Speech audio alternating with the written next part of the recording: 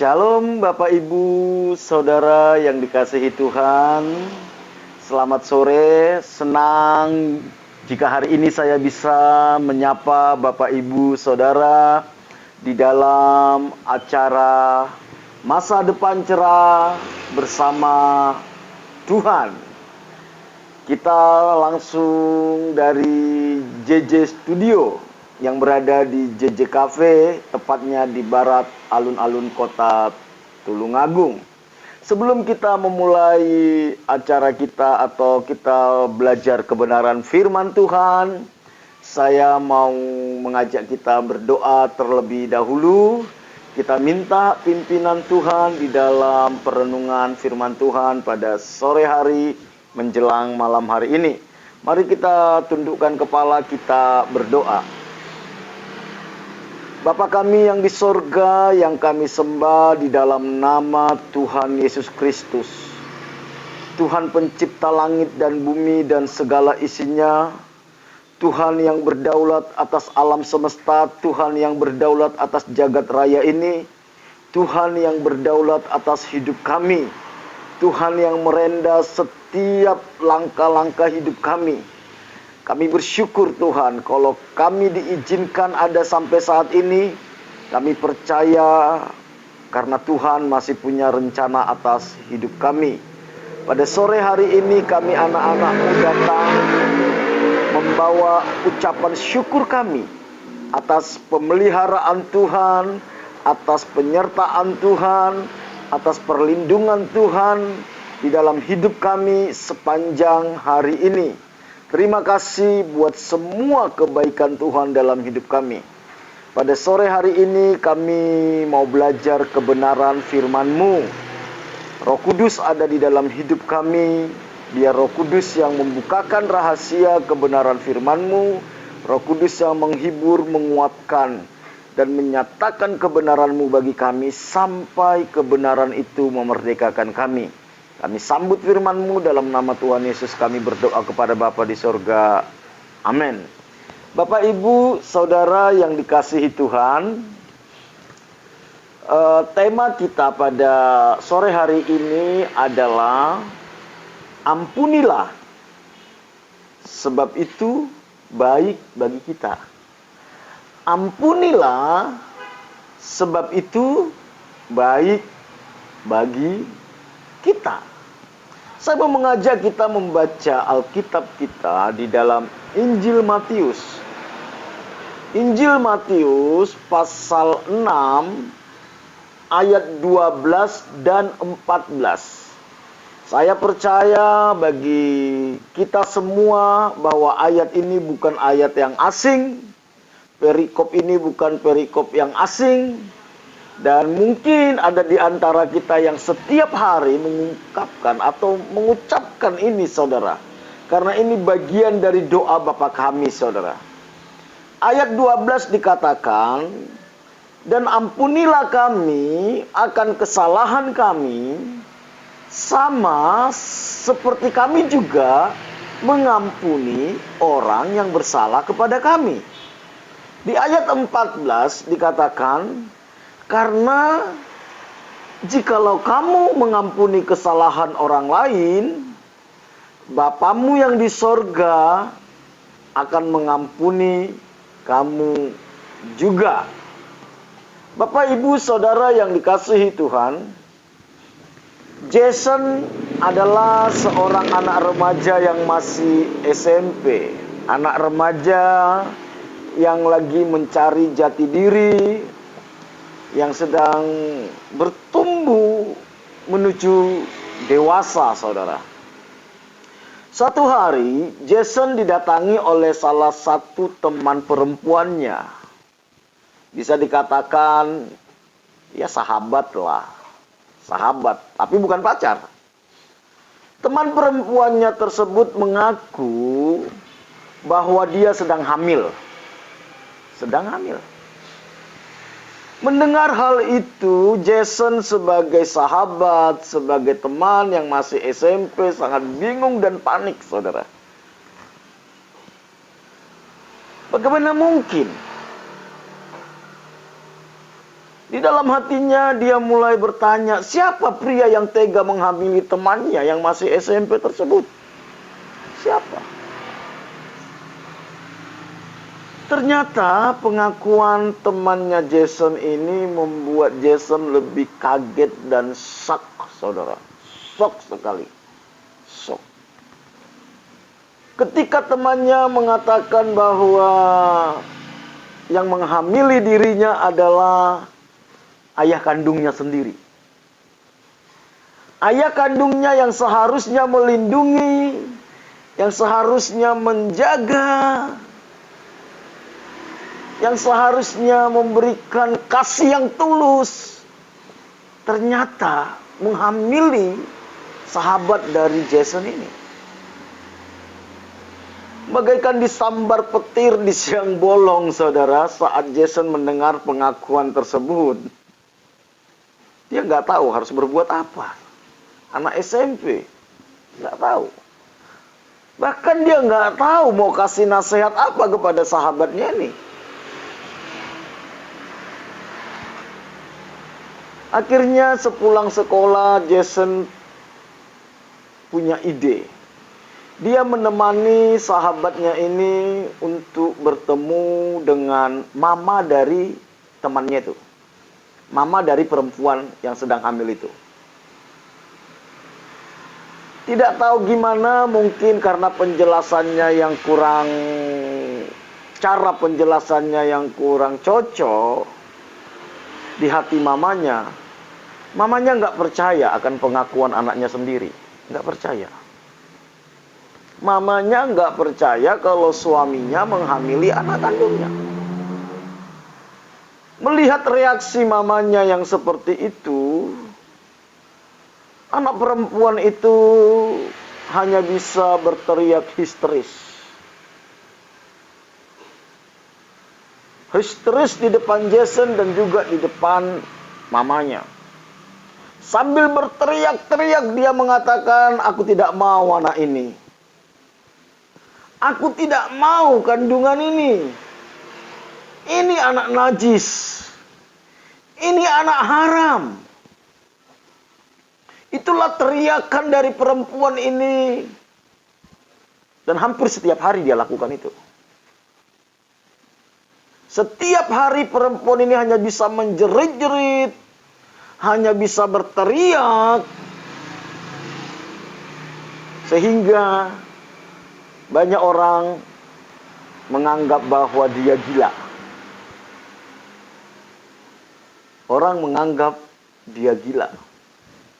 Termasuk keluarganya. Termasuk keluarganya. Akhirnya sama keluarga diputuskanlah bahwa dia harus berhenti sekolah. Bukan cuma berhenti sekolah, saudara. Perempuan ini diasingkan. Perempuan ini diasingkan. Mungkin demi nama baik keluarga. Dibuatkan sebuah pondok di perkebunan mewah milik ayahnya. Ternyata ayahnya ini punya perkebunan yang cukup mewah dan di sana dibuat pondok. Di sanalah perempuan ini diasingkan dengan kedua tangannya dan kaki dirantai, saudara. Kedua tangan dan kaki dirantai. Dia dipasung dalam pondok tersebut. Dipasung. Dan kalau waktunya dia makan, ada pegawai orang tuanya yang mengantarkan makanan ke sana. 3 kali sehari kebutuhannya disuplai, tapi dia dipasung, saudara. Keadaan ini berlangsung cukup lama, saudara. 14 tahun. Berarti hampir seumur dia ketika dia diperkosa oleh bapaknya. 14 tahunlah dia lamanya dipasung. Dan suatu saat, saudara, setelah 14 tahun perempuan ini dipasung, suatu saat ada kesempatan diizinkan pasungannya itu dilepas, saudara. Mungkin saat itu kondisinya lagi tenang, sama penjaga villa atau pondok itu, pasungannya dilepas. Ketika perempuan ini tahu bahwa pasungannya dilepas, hal pertama yang ingin dia lakukan adalah bunuh diri. Dia ingin mengakhiri hidupnya. Karena dia merasa bahwa sudah tidak punya masa depan lagi. Nggak punya masa depan. Haknya sebagai seorang wanita telah direnggut oleh ayah kandungnya sendiri. Hal yang paling berharga bagi dia sebagai seorang wanita telah direnggut. Dan yang merenggut itu adalah ayah kandungnya.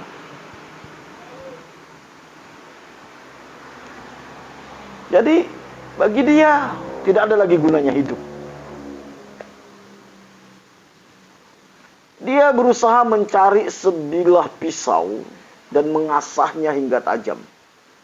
Kebetulan di dapur ada pisau dan dia coba asah itu pisau. Setelah dia selesai mengasah pisau, saudara, dia berusaha memotong urat nadi tangan sebelah kiri. Tetapi yang menjadi aneh, tiba-tiba dia merasa seperti ada sesuatu yang menahan tangan sebelah kanannya. Dia mencoba lagi dan mencoba lagi. Tapi tetap ada sesuatu yang menahan dia untuk melakukan hal tersebut. Sehingga dia gak bisa lakukan itu.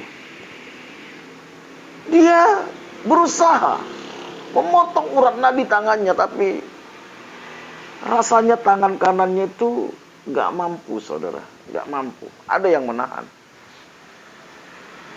Hingga akhirnya dia sadar bahwa sebenarnya Tuhanlah yang memegang tangannya itu. Tuhanlah yang menghalangi dia untuk bunuh diri. Dan dia menangis sejadi-jadinya. Dia menangis, dia menjerit histeris. Ketika dia menangis dan menjerit histeris, dia merasa ada sebuah pribadi yang memeluk dia. Dan dia belum pernah rasakan itu, saudara. Ada sebuah pribadi yang memeluk dia. Tapi pribadi itu tidak kelihatan, saudara. Dia tetap menangis dan mengeluarkan beban dan permasalahan yang seakan-akan tidak ada jalan keluarnya. Dia ungkapkan semua itu kepada pribadi yang tidak kelihatan itu, yang memeluk dia. Dan akhirnya dia berteriak. Wanita ini berteriak sekuat tenaganya. Dan dia katakan gini, Tuhan, di manakah engkau saat aku diperkosa oleh ayah kandungku? Di manakah engkau saat aku diperkosa ayah kandungku? Tapi Tuhan tidak berbicara. Tuhan terkesan diam dan tidak menjawab apa-apa.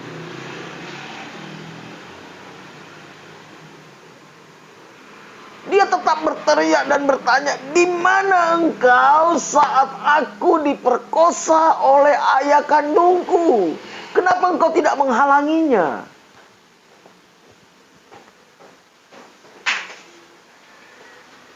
Tiba-tiba sesaat dia mendengar ada suara di hati kecilnya, saudara, dengan lembut. Dia mendengar ada suara di dalam hati kecilnya dengan lembut berkata gini, ampuni ayahmu, kasihi ayahmu, ampuni ayahmu. Kasihi ayahmu. Ketika dia mendengar itu, dia semakin memberontak. Dia nggak mau mengampuni ayahnya. Bagaimana mungkin saya bisa mengampuni orang yang seharusnya melindungi saya, justru menghancurkan hidup saya? Nggak mungkin deh. Nggak mungkin. Nggak mungkin. Karena memang tidak mudah untuk mengampuni seseorang yang telah merenggut kesucian bagi seorang wanita. Nggak mudah, nggak mudah, nggak mudah. Saya pun sering ketemu orang-orang yang pernah mengalami pelecehan seksual, saudara. Butuh waktu sangat lama bagi dia untuk bisa mengampuni itu. Itulah yang dialami oleh wanita ini. Tetapi Tuhan tetap berbicara dengan lembut di hatinya. Ampuni ayahmu, kasihi dia. Akhirnya dia sadar. Dan dia berkata, Tuhan, aku mau mengampuni ayahku. Aku mau mengampuni ayahku. Dan seketika itu juga, dia merasa damai sejahtera dalam hidupnya untuk pertama kali. Sejak dia mengalami kejadian buruk itu. Dan dipasung selama 14 tahun. Jadi 14 tahun dia kehilangan damai sejahtera. 14 tahun dia merasa ada beban yang membelenggu hidupnya. Bapak Ibu, akhirnya wanita ini sadar dan berkata, Tuhan, aku mau mengampuni ayahku. Aku mau mengampuni ayahku. Dan seketika itu juga dia merasa damai sejahtera dalam hidupnya untuk pertama kali sejak dia mengalami kejadian buruk itu dan dipasung selama 14 tahun. Jadi selama 14 tahun hidupnya sangat terbelenggu oleh kebencian, oleh kepahitan, oleh dendam. Dan dia tidak pernah merasakan lagi yang disebut dengan damai sejahtera. Bahkan melihat masa depan pun sudah gelap. Ketika perempuan ini bisa mengampuni ayahnya, perempuan ini langsung memotong rambutnya yang sudah cukup panjang. Tentu tidak terurus, saudara. Sangat tidak terurus, acak-acakan. Dia potong rambutnya, dia menyikat giginya, dan saat itu dia minta kekuatan Tuhan untuk dia pulang ke rumah orang tuanya. Dia pergi ke rumah orang tuanya untuk mencari ayahnya. Ayahnya yang telah merusak kesuciannya. Ayahnya yang telah menghancurkan impiannya. Ketika perempuan ini sampai di depan pintu, dia melihat ada seorang pria tua yang kurus sedang duduk di atas kursi roda. Hampir-hampir dia tidak bisa mengenali lagi siapa pria itu. Hampir-hampir dia tidak bisa kenali. Tua, kurus, di kursi roda, dengan tatapan yang kosong. Dia kaget sekali saat sadar bahwa pria itu adalah ayahnya. Yang memang tidak pernah menjenguk dia selama wanita ini dipasung. Nggak pernah tentunya ya. Mungkin karena dia merasa bersalah, dia tidak berani mengunjungi anaknya.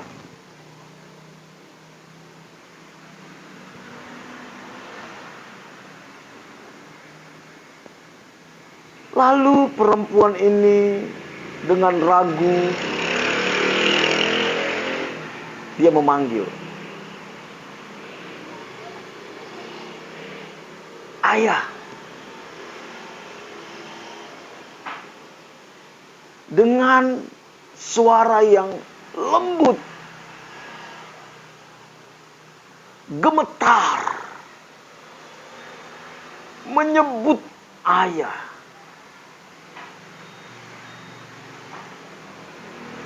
Ayahnya menoleh dan kaget. Ayahnya menoleh dan kaget. Sambil sedikit ketakutan karena rasa bersalah. Ayah. Perempuan ini sekali lagi memanggil ayahnya sambil terisak. Ayahnya menoleh memandang dia, tapi cuman diam dan tak berkata apa-apa. Karena memang ternyata ayahnya terkena stroke berat yang mengakibatkan dia tidak bisa menggerakkan mulutnya lagi. Ternyata orang tuanya menderita stroke berat.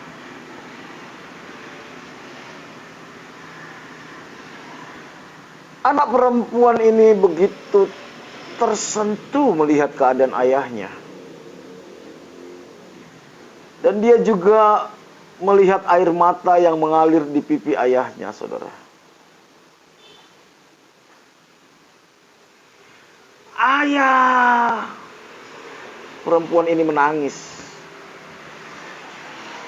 dan berlari menghampiri ayahnya. Dia memeluk ayahnya dengan erat. Dia peluk ayahnya yang sudah stroke di kursi roda. Lalu dia mengatakan dengan lembut kepada ayahnya, "Aku mengampunimu, ayah. Aku mengampunimu, ayah. Maafkan aku kalau selama ini aku susah untuk mengampuni ayah. Tapi yang perlu ayah tahu, aku sangat mengasihi ayah." Itulah yang keluar dari mulut perempuan ini kepada orang yang telah merenggut kesuciannya. Melihat apa yang dilakukan oleh putrinya, ayahnya terharu. Mereka berdua menangis. Dan seketika itu juga, luka yang sudah lama merongrong kehidupannya hilang dan musnah. Luka yang sudah lama membelenggu wanita ini, beban berat yang ada di pundaknya terlepas. Kasih dan pengampunan yang diberikan oleh perempuan ini atas perlakuan ayahnya memulihkan kehidupannya dan juga memulihkan ayahnya. Memulihkan hidupnya. Bukan cuma memulihkan hidupnya, tapi memulihkan rasa bersalah dari ayahnya. Ini sebuah kisah nyata yang terjadi di Indonesia. Dan dari kisah ini, saudara, lahirlah sebuah lagu yang sangat memberkati banyak orang. Dan saya percaya saudara tahu lagu itu. Banyak sekali orang diberkati oleh lagu ini. Lagu itu berkata seperti ini.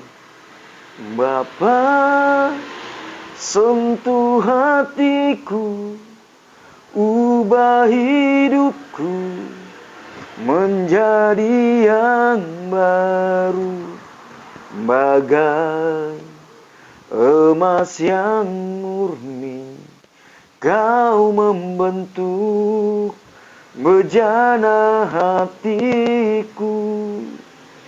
Bapa, ajarku mengerti sebuah kasih yang selalu memberi, bagai air mengalir yang tiada pernah berhenti. Lewat peristiwa ini, Jason, sahabat dari wanita ini, melahirkan sebuah lagu. Dan lagu itu menjadi lagu yang sangat memberkati banyak orang dan memulihkan banyak orang. Bapak, Ibu, Saudara yang dikasihi Tuhan, mengampuni. Bagi kita kata ini bukanlah kata yang asing. Mengampuni merupakan sebuah kata yang mudah sekali untuk diungkapkan, tetapi sangat sulit untuk dilakukan. Sangat sulit. Sangat sulit. Apalagi orang yang menyakiti kita adalah orang yang sangat kita kasihi, atau orang yang sangat kita kagumi. Dan biasanya orang yang terluka, orang yang kepahitan, itu kepada orang-orang yang paling dia kagumi, yang paling dia kasihi. Tidak sedikit saya temukan orang yang punya potensi, orang-orang hebat, menjadi tidak berdaya dan berhenti bertumbuh dalam kerohanian ketika mulai terjebak kepada kepahitan, dendam, sakit hati, dan tidak mau mengampuni. Tidak berdaya, tidak berdaya, tidak berdaya, tidak berdaya. Pentingnya mengampuni. Saya sering mengatakan, orang yang kepahitan, dendam, sakit hati, dan tidak mau mengampuni, itu seumpama orang yang minum racun, tapi berharap orang lain yang mati.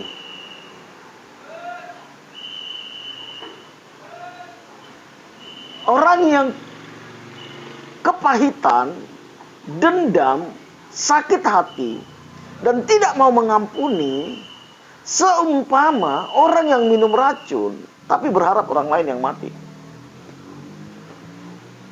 Banyak keluarga rusak, saudara. Hubungan suami istri rusak, karena salah satu pasangannya masih belum bisa mengampuni masa lalunya. Banyak bisnis menjadi hancur hanya karena rekan bisnis masih kepahitan dan tidak bisa mengampuni. Sehingga selalu curiga sama orang lain, negatif thinking sama orang lain. Banyak istri gak bisa tunduk kepada suami karena dia masih terluka kepada papanya, gak bisa mengampuni papanya. Banyak suami-suami jadi gak berdaya, tidak kreatif, tidak produktif, bahkan tidak bisa mengasihi istri. Karena dia masih terluka kepada orang tua dan tidak bisa mengampuni orang tua. Banyak anak-anak jatuh ke narkoba, seks bebas, pemberontakan. Hanya terluka sama orang tua dan gak bisa mengampuni orang tua. Saya sudah 17 tahun pelayanan di penjara. Sudah beberapa penjara yang sudah saya layani. Bahkan sampai ke Nusa Kambangan. Saya temukan rata-rata orang-orang yang berada di sana, khususnya kasus kriminal.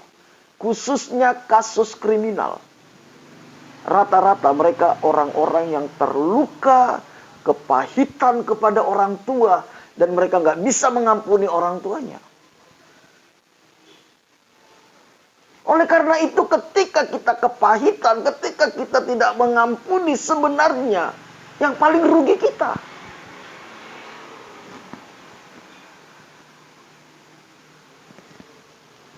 Kepahitan, sakit hati, dendam, dan tidak mau mengampuni merupakan senjata iblis yang paling ampuh untuk melumpuhkan anak-anak Tuhan. Bahkan hamba Tuhan.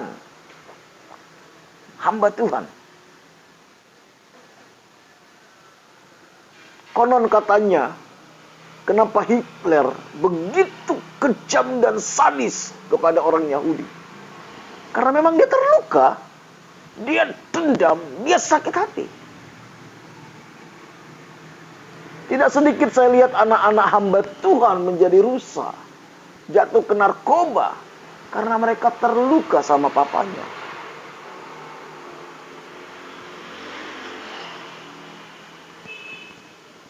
Iblis pakai ini untuk menghancurkan kita.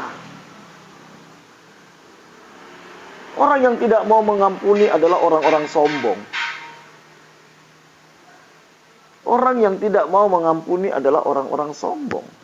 Alkitab katakan Tuhan menentang orang sombong.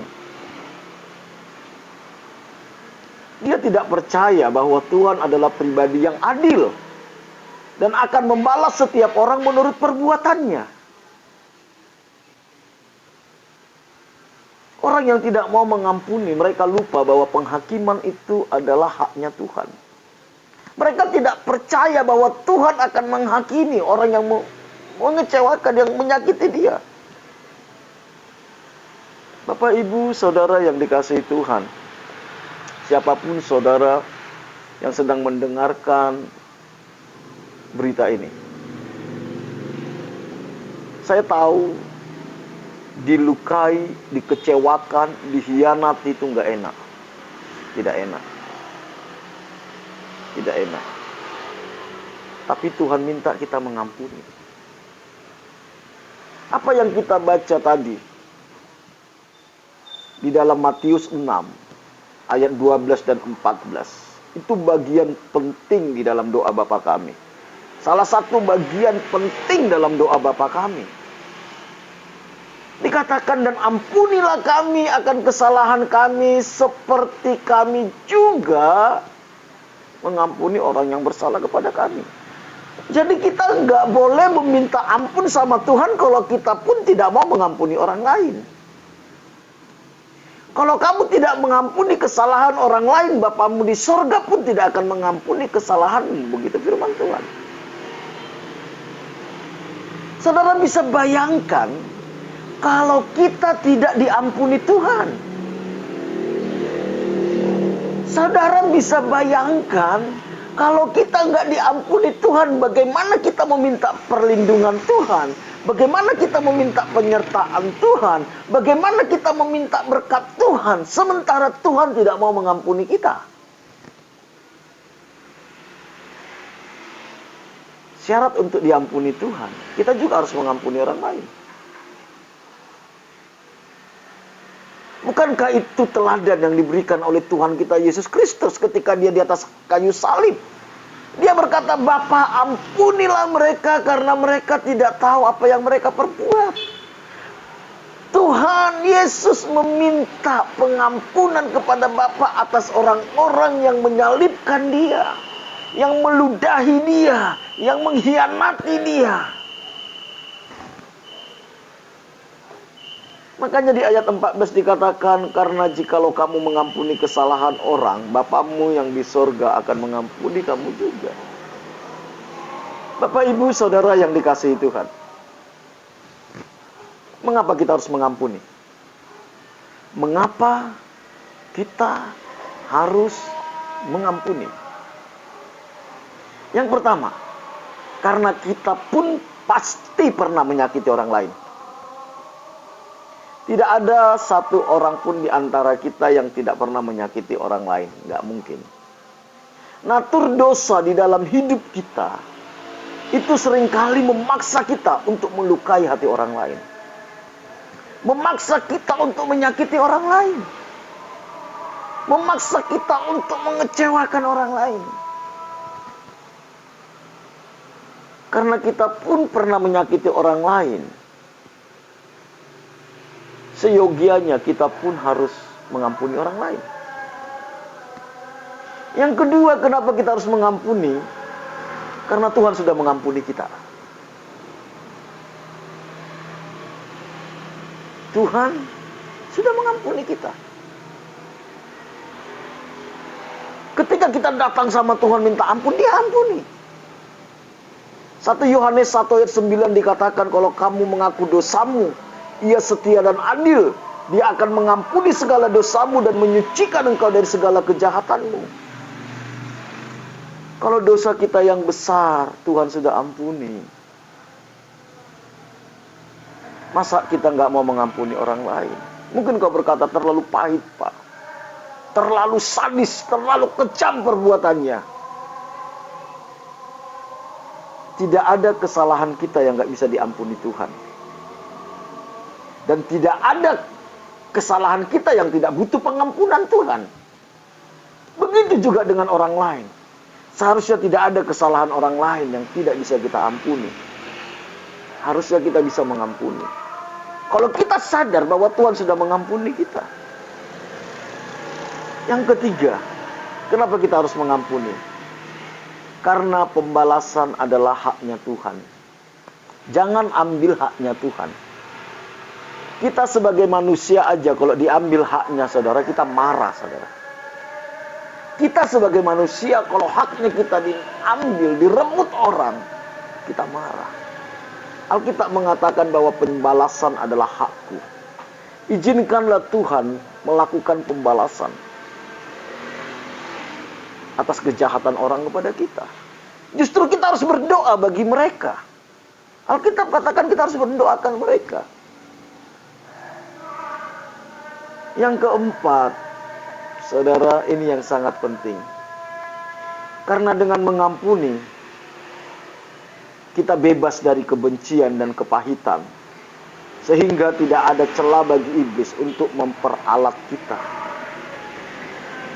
Gak ada ruang bagi iblis untuk memperalat kita. Saya banyak temukan orang-orang yang terluka dan kepahitan akan menjadi pemberontak-pemberontak.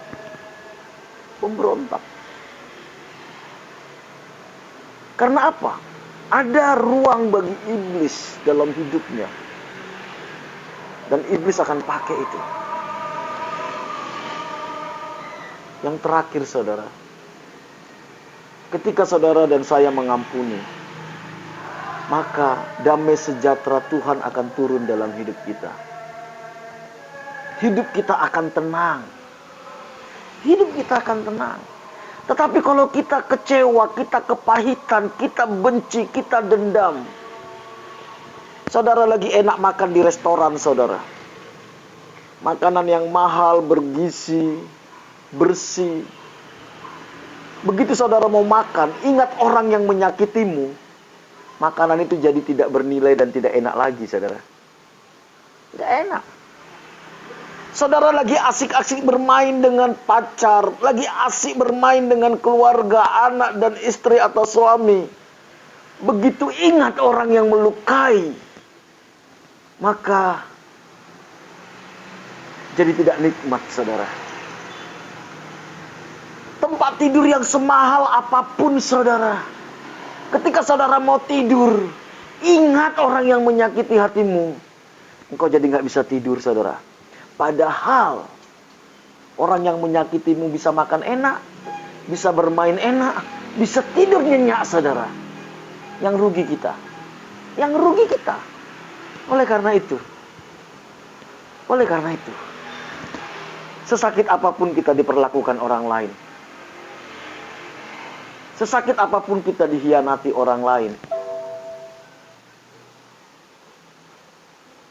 seperti Tuhan Yesus berkata, ampuni mereka. Mari kita berkata kepada Tuhan, Tuhan, ampuni mereka. Dan aku pun mau mengampuni mereka. Mari kita tundukkan kepala saudara. Saudaraku yang dikasihi Tuhan, kalau engkau mendengarkan siaran ini, dan engkau sedang terluka, engkau kepahitan, engkau dendam, baik itu kepada orang tuamu, baik itu kepada mantan pacarmu, baik itu kepada rekan kerjamu, baik itu kepada teman-teman di sekolahmu, mungkin kepada pasangan hidupmu. Engkau dihianati, engkau difitnah, engkau dirugikan, dan engkau terluka, engkau kecewa, engkau dendam, engkau kepahitan. Dan engkau tahu, itu merebut kebahagiaan hidupmu. Itu membuat hidupmu gak bisa produktif lagi. Ketika engkau dengarkan firman Tuhan ini, itu artinya Tuhan mau memulihkan engkau. Sama seperti wanita yang diperkosa oleh papanya, Tuhan pulihkan. Mengampuni itu adalah keputusan. Mengampuni itu adalah keputusan. Putuskanlah hari ini untuk kita mengampuni. Mari kita tundukkan kepala, kita berdoa. Bapa, terima kasih buat kebenaran firman-Mu. Terima kasih buat pengampunan-Mu atas hidup kami. Engkau yang mengampuni segala dosa dan pelanggaran serta pemberontakan kami. Mampukan kami untuk mengampuni orang yang bersalah kepada kami. Engkau yang mengenal dan mengetahui setiap keberadaan anak-anak-Mu yang sedang mendengarkan siaran ini. Apapun keberadaan mereka, mungkin mereka terluka, mereka kepahitan, mereka kecewa, mereka dendam, diperlakukan tidak adil, dibully oleh orang-orang yang ada di sekitar mereka, orang tua mereka, pasangan mereka, teman mereka. Hamba-Mu berdoa, kasih-Mu yang memulihkan, kasih-Mu yang memulihkan setiap luka batin mereka, kasih-Mu yang menyembuhkan. Roh Kudus, Engkau ada di dalam hidup setiap kami. Engkau yang memulihkan. Mampukan kami untuk mengampuni. Mampukan setiap anak-anak-Mu untuk mengampuni. Merdekakan mereka dari segala tipu muslihat iblis. Terima kasih Bapa. Berkati setiap anak-anak-Mu yang mendengarkan siaran ini. Kami terus berdoa bagi bangsa kami Tuhan. Tak henti-hentinya kami minta anugerah Tuhan. Karena kami tahu hanya Tuhanlah yang sanggup memulihkan bangsa ini. Hanya Tuhanlah yang sanggup menyembuhkan bangsa ini. Hanya Tuhan yang sanggup membawa bangsa ini kembali normal Tuhan. Berkati Indonesia. Pulihkan Indonesia. Bebaskan bangsa ini dari COVID-19 Tuhan. Berkati para pemimpin kami. Bapak Presiden Joko Widodo, para menteri Tuhan. Semua jajaran staf-stafnya. Berkati para gubernur. Berkati wali kota, bupati, camat, lurah, kepala desa, semua pegawai negeri sipil yang Tuhan percayakan mengelola bangsa ini. Tolong mereka Tuhan. Hikmat bijaksana takut akan Tuhan berikan kepada mereka. Untuk bisa menyelesaikan masalah COVID-19. Dan juga dampak ekonomi akibat COVID-19 ini Tuhan. Tolong mereka. Segala rancangan orang fasik. Segala rancangan orang jahat atas bangsa ini biar digagalkan dalam nama Tuhan Yesus. Berkati TNI Polri yang menjaga keamanan bangsa ini. Hikmat bijaksana, kekuatan daripada Tuhan memenuhi mereka. Lindungi keluarga mereka. Kami juga berdoa khusus Tuhan.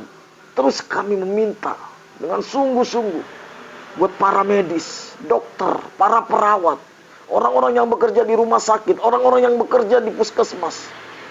Tuhan, beri mereka kekuatan imun tubuh yang lebih lagi Tuhan. Beri mereka kemampuan, beri mereka kesehatan, hikmat bijaksana Tuhan. Lindungi mereka Tuhan. Jagai mereka, supaya mereka tidak kena COVID-19 ini Tuhan. Lindungi keluarga yang mereka tinggal di rumah. Jagai. Kami berdoa buat orang-orang yang sudah dinyatakan positif COVID-19 di bangsa ini. Tuhan, jamah mereka. Sembuhkan mereka. Teguhkan hati mereka, bahwa mereka mengalami kasih Tuhan. Terima kasih, kami bersyukur buat renungan pada sore malam hari ini. Berkati JJ Cafe di tempat ini, di mana kami menyiarkan suara kebenaran-Mu. Berkati apa saja yang dikerjakan di tempat ini, Tuhan, buat berhasil. Terima kasih Bapa, kami bersyukur. Dalam nama Tuhan Yesus kami berdoa kepada Bapa di sorga. Amin. Bapak Ibu, tetap semangat, tetap berharap sama Tuhan. Sampai bertemu besok jam 6 sore dalam acara yang sama dengan tema yang berbeda. Tuhan Yesus memberkati kita semua.